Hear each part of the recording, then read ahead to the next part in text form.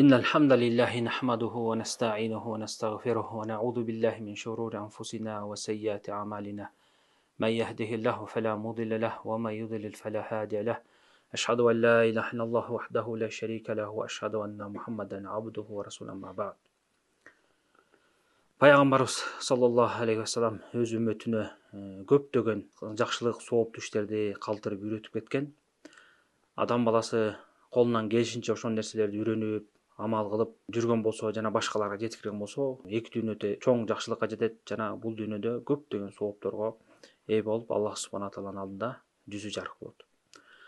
Ар бир жерде, ар бир аймакта, дүйнөнүн баардык булуң бурчуңда керек болсо мусулман эмес кафир өлкөлөрдө дагы көпчүлүк өлкөлөрдө мечиттер кездешет.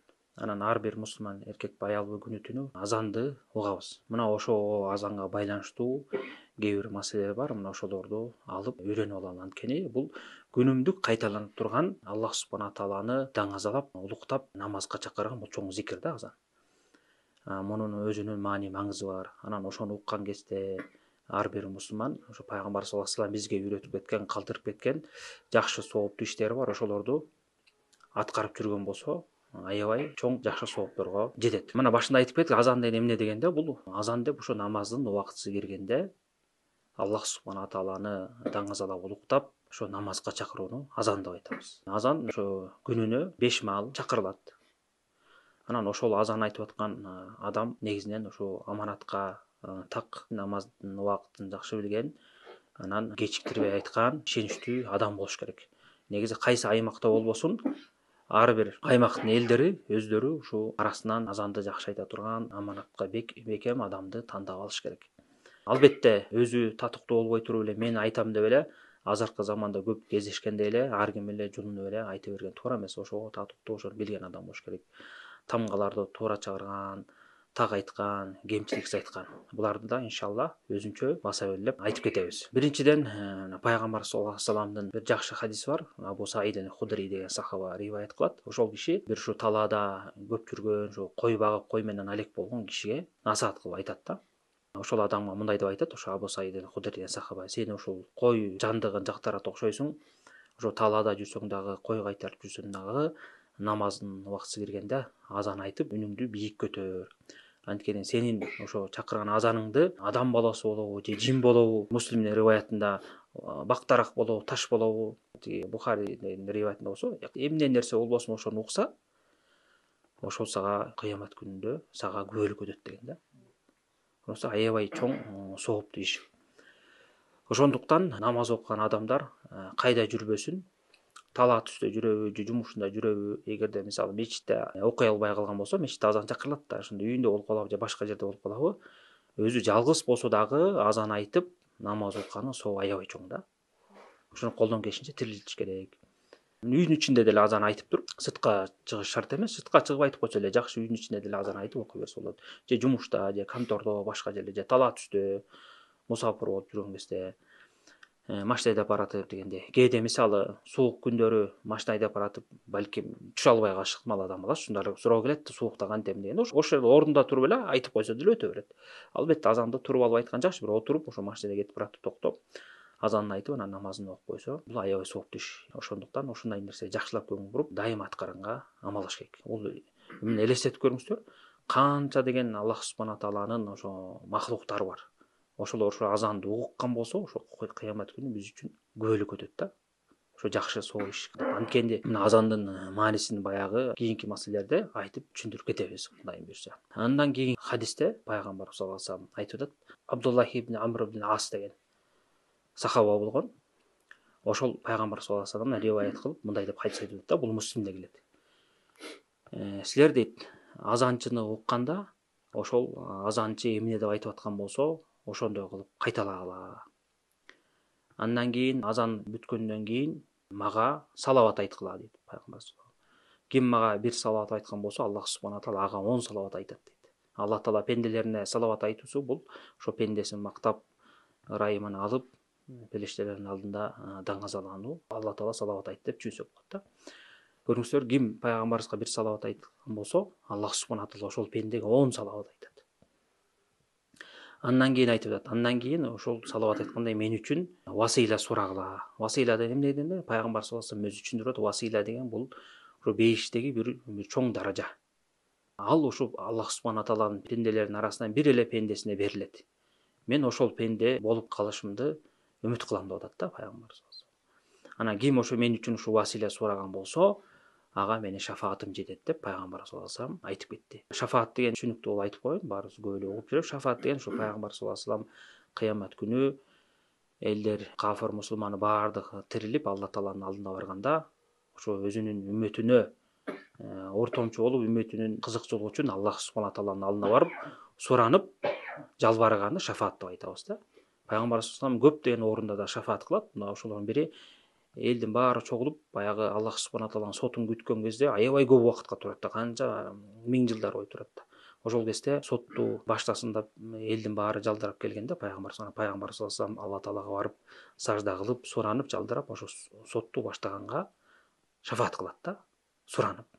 Андан башка шафааттары бар. Мусулман болуп, баягы күнөөсү көп болуп тозокко кирип кеткен адамдарды Алла таалага жалдырап чыгарып бер деп суранат. Бейишке кирген адамдардын даражасын көтөр дейт. Бейиштин эшигин ачыш үчүн шафаат кылат. Мына ошого окшогон көптөгөн шафааттар бар да. Ошондон айтып атат да. Ким мага ошентип азандан кийин жанагындай салават айтып, анан васыйла сураган болсо, мен үчүн бейиштеги даражаны ошого менин шафаатым тиет деп атат. Мына бул хадисте канча деген чоң артыкчылык келип атат.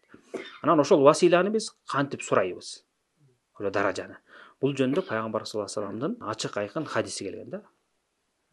Бухари, Муслимде келген хадис бар. Ошондо пайгамбар саллаллаху алейхи вассалам айтып атат.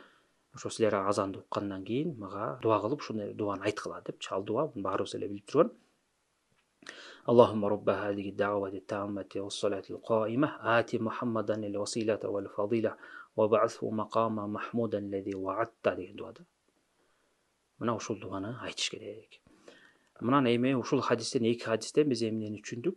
Демек, азанды угуп жаткан адам ошо азанчы эмне деп айтып аткан болсо, ошол менен бирге аны кайталаш керек. Кайталайбыз. Азыр кантип кайталайбыз, аны дагы түшүндүрөбүз. Кайталайбыз азанды. Анан азан бүткөндөн кийин дароо пайгамбар саллаллаху алейхи вассаламга салават айтабыз. Салават деген кайсы дегенде, намазда салават бар го. Аллахумма салли аля Мухаммад ва аля али Мухаммад. Ошону эле айтабыз. Андан кийин жанагы дуаны окуйбуз салаваттан кийин. Аллахумма робба хади даъват таммати ушуну аягына чейин окуйбуз. Андан кийин дагы бир дуа бар. Бул ошо Муслимде келген дуа. Ал дуа мындай айтылат да. Ким ошо азан окуткандан кийин ашхаду ан ла иляха иллаллаху вахдаху ла шарика лаху ва ашхаду анна Мухаммадан абдуху расулух радиту биллахи роббан ва би Мухаммадин расулан ва бил ислами дина деген дуа бар да. Мына ушуну айтып койсок, ошо азандан кийин ошо сүннөттөрдү аткарган болобуз. Мунун баары эмне? Мусулман баласы жаттап алыш өтө сооптуу зикирлерден болуп саналат. Анан жанагы айтып кеттик, азанчы азан айтып атканда кошо кайталашыбыз керек деп. Кантип кайталайбыз? Мисалы, кайталаганда мындай деп кайталабыз. Азанчы Аллаху акбар деп эки жолу айткандан кийин күтүп туруп, анан ошонун аркасынан эки жолу биз дагы Аллаху акбар дейбиз. Мына башында эле Аллаху акбар деп бир жолу айтканда эле кайталабайбыз да. Омар разияллаху анху хадисинде, Муслимден келген хадисте ушундай келет да. Пайгамбар саллаллаху алейхи вассалам ошо азанчы Аллаху акбар дегенден кийин силер дагы Аллаху акбар дегиле деген да. Түшүндүңөрбү? Анан кийин кайра дагы азанчы Аллаху акбар дагы Аллаху акбар дейбиз. Андан кийин ашхаду ан ла иляха иллаллах деп айтканда биз дагы ашхаду ан ла иляха иллаллах дейбиз. Ашхаду анна Мухаммадан расулуллах дегенден кийин биз дагы ашхаду анна Мухаммадан расулуллах деп айтабыз. Анан хайя алас салах, анан хайя алал фалах деген жерге келгенде ушул жерде ла хаула ва ла куввата илля билля деп айтабыз да. Түшүндүңүздөр да? Ошол жана Муслимде Умар разияллаху анху хадисинде келет да. Ошо хайя алас салах, хайя алал фалах деп айтканда ушул жерде ла хаула ва ла куввата илля билля. Өзү хайя алас салах деп айтканда айтпайбыз, ла хаула ва ла куввата илля билля деп айтабыз да. Анан кийин кайра Аллаху акбар дейт азанчы, биз дагы Аллаху акбар, анан ла илаха иллаллах деп бүтүрөбүз да. Мына ушул Умар разияллаху анхунун хадисинде келип атат да. Ким ушинтип азанды азанчы менен чогуу кайталап туруп, анан ошо ла илаха иллаллах бүтүрүп, ушул зикирди чын жүрөгүнөн айткан болсо деп атат да, ыхластуулук менен, ошол адам бейишке кирет деп атат. Көрдүңүздөрбү? Өтө чоң сооптуу амалдар да. Муну да такыр адам баласы таштабаш керек. Анан жогорудагы хадистин артыкчылыгын айтпай кетип турум. Жана азанда дагы бир дуаны айтпадымбы? Ашхаду ан ла иляха иллаллаху вахдаху ла шарика лаху ва ашхаду анна Мухаммадан абдуху расулух радиту биллахи роббан ва би Мухаммадин расулан ва бил ислами дина деп. Ким ушинтип айткан болсо пайгамбар саллаллаху алейхи ва анын күнөөсү кечирилет деген да. Караңыздар, мына азандын ичиндеги ошо дубаларга, азандан кийинки дубаларды айтып, азанды кошо кайталаган болсок, канча мына пайгамбар саллаллаху алейхи ва саллям шафаатына жетип атабыз. Бешке кирип атат адам баласы күнөөсү кечирилип атат да. Мына канча деген бул жакшы сооптуу иштер да. Биз эми муну канча жок дегенде эми күнүнө 2-3 жолу угабыз да, укпай калдык деген да. Алхамдулилlah азыркы убакта мына биздин мамлекетке Аллах Таала кут берсин, береке берсин, ушу жакшылыгын биз үчүн бекем сактап, мындай жакшыдан айырбасын. Канча жыл бою СССРдин убагында жана атеисттердин алдында динди көрбөй, кыйналып, азан үнүн укмак түгүл, мешитке башпай калбай, ушу дин үчүн өлүп кеткен адамдар кыйналып жүргөн. Азыр алхамдулилlah көптөгөн жерде мешиттер бар, азандар чакырылып атат, намазга чакырып атышат. Ошол берекени, жакшылыкты жакшылап айланып калышыбыз керек да. Мына көрүңүздөр, көчөдө басып барат, угуп атып эле канча деген соопторго жетип калабыз да. Муну деген ошон үчүн адам баласы бул мындай жөн эле бейкапар жүрө бербей, ошону аракет кылыш керек. Дароо ушун айтылып аткан убакта кой ушул жакшылыкка жетип калайын депчи. Анан азан деген мына кыска эле убакытта 1 мүнөт же 2 мүнөт эле айтылат деп көрүңүздөрбү? Ошондуктан муну байкасаңыздар, илгерки биздин ата бабалар азан айтылып атканда отур, тынч отур, кулак салып угалы дешкен да. Ошо эмне себептен? Ушулай соопторго жетип алалы деген максатта да. Артынан кайталап кошо жанагы азандан кийин анан дубаларды айтып калалы деген мааниде айтышкан да. Ошондуктан азан чакырылып аткан убакытта колдон келсе эч нерсе менен алек болбой, кунт коюп угуп турган жакшы. Бирок отуруш шарт эмес. Бирок кимге отуруу ыңгайлуу болсо, ошондо отуруп укканым жакшыраак десе отура берсин. Бирок туруп деле кунт коюп укса болот да. Эгерде мисалы бошобой калып же кандай бир зарды иш кылып аткан болсо, басып баратып деле ошо намазанга көңүл буруп, же жумушун кылып атып деле ошону кайталап баягы дубаларды айтып калса жакшы да. Бирок андан дагы жакшыраагы жана кунт коюп эчтеке менен алек болбой отуруп, тынч отуруп кулак салган андан бешпедер жакшы. Бул кыска эле убакытта мына ошондой биз жакшы амалдарды аткарып жасап калышыбыз керек. Анан дагы ошо азан учурундагы дагы бир чоң бир артыкчылык, муну көптөгөн баягы мусулмандар билишпейт. Ошо азан айтылып аткан убакытта дуа кылса да болот да. Азан менен кайталап атып, биротоло ошол убакта Алла Таалага тилек айтып, жалдырап, өзүбүздүн каалообузду, муктаждыгыбызды Алла Таалага билдирип, тилек кылып, дуа кылып калсак, бул дагы сооптуу да. Бул баягы кайтарылбай турган дубалардын катарына кирет ушул убакта кылынган дуа. Ошондуктан пайгамбар саллаллаху алейхи ва саллям Имам Маликтин Муатта китебинде, Абу Давудда келген хадисте айтат да, ошо 2 дуа бар, кайтарылбайт деген. Ошо бирөөсү ошо азан чакырылып аткан убакта деген, экинчиси жанагындай душмандар менен жолуккан учурда, салгылашып аткан учурда дуа кылган дуа деген да. Мисалы баягы мусулман өлкөлөр менен кафир өлкөлөр бир дин үчүн кагылышып кеткен болсо, ошондо кафирларга жолугуп, салгылашып аткан убакытта дуа кылып калган болсо, бул дагы кайтарылбаган дуа да. Ошондой эле азан айтылып аткан убакта дуа кылып калсак, бул дагы кайтарылбай турган дуалардын бири да. Көрүңүздөр, мына кыска эле убакыттын ичинде. Ошо Алла Тааланы мына уккан маалда ар ким өзүнүн муктаждыгын айтып, Алла Таала бейишиңди насип кыл, тузак отунан сакта, ийгилик бер, жаман иштерден сакта, күнөөдөн сакта, намаз окуй албай жүргөндөр намазыңды мага насип кыл, арам иштерден алыс болоюн, ишимди жеңилдет, береке бер, ырыскымды кең. Ушуга окшогон адамдын өзүнүн муктаждыгы бар да, ошонун баарын дүйнөгө, акыретке байланыштуу дуаларды кылып калсак жакшы да. Мына ошон үчүн ушул нерсени аткарганга бекем аракет кылыңыздар. Андан кийин азан бүткөндөн кийин дагы дуа кылса болот да. Бул дагы пайгамбар саллаллаху алейхи ва салламдын келген хадисинде аныкталган. Азан менен икаматтын ортосундагы, икамат биз камат деп коебуз го, икама араб тилинде. Азан менен камат ортосунда дуа кайтарылбайт деген да. Мына кээде мешитке барып калабыз, болсо үйдө деле азан уккандан кийин намазга чейин убакыт болуп атпайбы? Ошондо жөн эле жүрүп, телефон чукуп же башканы кылып отура бербестен дуа кылып калыш керек, көрүңүздөрбү? Мына мешитте эле канча практика жүзүндө барып атабыз. Азан айтылдыбы, 5-10 мүнөт болобу, ошонун ичинде отуруп, зикир кылып, дуа кылып пайдаланып калыш керек да. Мына кичинекей эле азанда канча деген жакшылыктар келип атат, көрүңүздөрбү? Ушунун баарын биз пайдаланып, өзүбүздүн кызыкчылыгыбыз үчүн колдонуп калышыбыз керек. Өмүр деген тез, ушинтип тезден өтүп кете берет. Андан кийинки маселе, бул кээ бир адамдар көрүп эле атпайсызбы, мисалы азан айтып аткан убакытта, мисалы кээ бир туура эмес иштерди кыла беришет да. Көбү менимче билбестиктен кылышат. Эмнеге билбей жүрөт? Анткени үйрөнүшпөйт, сурашпайт. Чала бала үйрөнүп алды да кире беришкен. Мисалы, азыркы убакта эми баягы микрофон менен азан айтылып атпайбы? Микрофонун ачканда бисмиллахи рахмани рахим деп айтып туруп катуу башташат, көрдүңүздөрбү? Антип жарыяга айткан болбойт антип.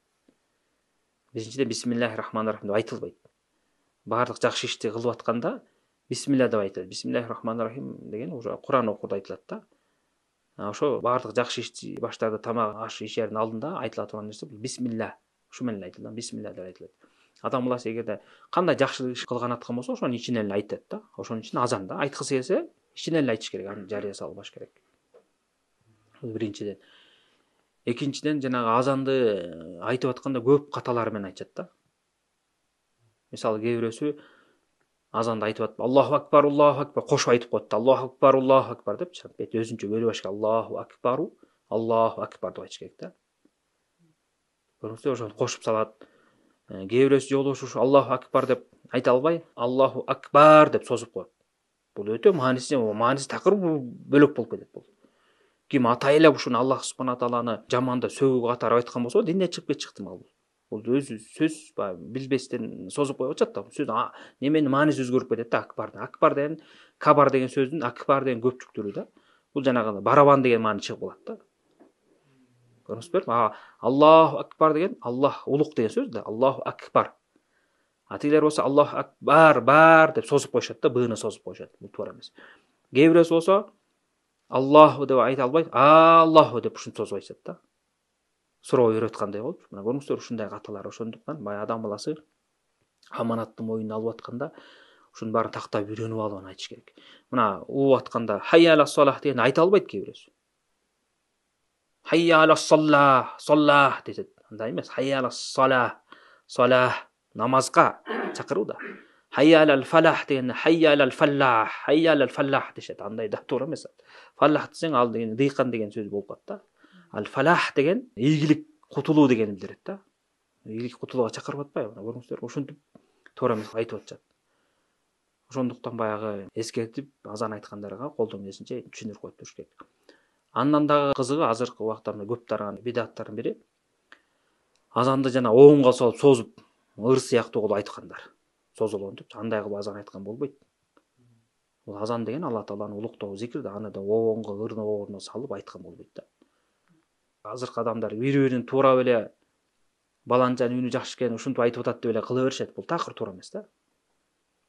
Албетте азан чакырып атканда колдон келишинче үндү бийик көтөрүш керек. Ошо так айтып, бирок адамдын ошо бийик чыккан үнү менен гана айтылат да. Аллаху акбар ошо сыяктуу элечи. Бийик кылып эле.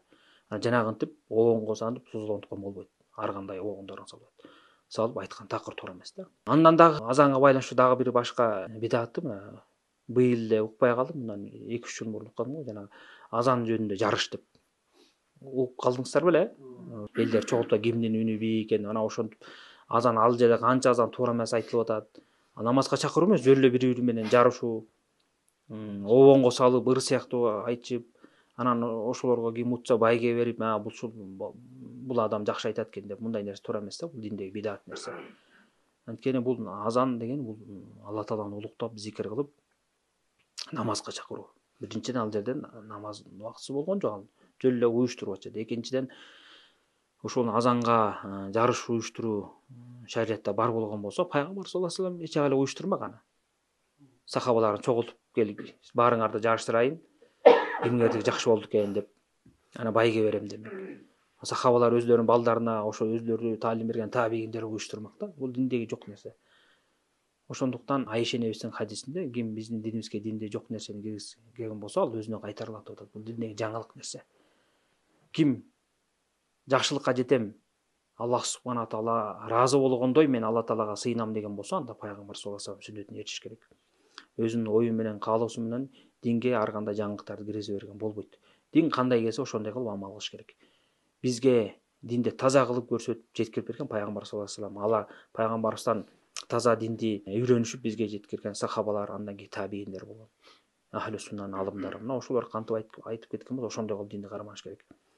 Кээ бирөөсү илимсиздин айынан баягы элдерди кызыктырам, чакырам деп эле ар кандай жолдорду ойлой беришет да. Мынтип койсо кандай болот, тигинтип койсо жакшы болот, мындай кылып чакырбайлыбы, тигиндей кылбайлыбы депчи. шариатта ушу болбойду эле, болбосо эле элге жакса болду, элдер көп келсе болду эле чакыра берет. Андай болбойт. Дин деген ушул Алла Таала Куранда эмне деп айтты, пайгамбар саллаллаху алейхи вассалам кандай көрсөттү, кандай жеткирди, сахабалар бизге кандай үйрөттү деп ошонун негизинде биз динди калышыбыз керек да. Мына ошондоктон ушундай нерселерден өтө этият болуп жүрүшүбүз керек.